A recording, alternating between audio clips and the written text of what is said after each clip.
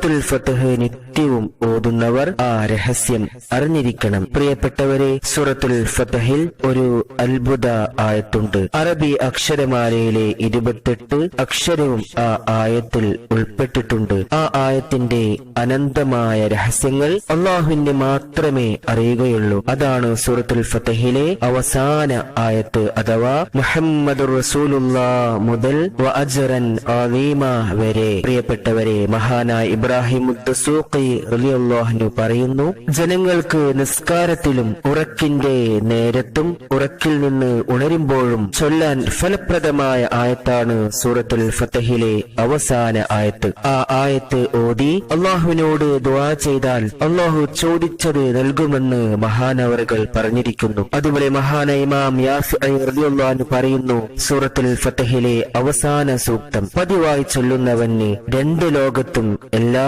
നിലയിലും ഗുണങ്ങൾ ലഭ്യമാകും. നന്മയിൽ അവനെ സഹായിക്കാൻ ധാരാളം പേർ ഉണ്ടാകും. എല്ലാ വിഷമങ്ങളിൽ നിന്നും മോചനം ഉണ്ടാവുകയും ചെയ്യും. കാരണം അറബി ഭാഷയിലെ എല്ലാ അക്ഷരങ്ങളും ഉൾപ്പെട്ട അത്ഭുത വിശുദ്ധ സൂക്തമാണിത്. ഈ ഒരു ആയത്താണ് സൂറത്തുൽ ഫത്ഹിൽ ഒളിഞ്ഞുകിടക്കുന്ന അത്ഭുത ഫലം തരുന്ന മഹത്തായ സൂക്തം. സൂറത്തുൽ ഫത്ഹ് ഓതുന്നവർക്ക് പെട്ടെന്ന് ഫലം കിട്ടുന്നതും ഈ ഒരു ആയത്തിന്റെ മഹത്വങ്ങൾ കൊണ്ടുമാണ്. ഇൻഷാ അല്ലാഹ്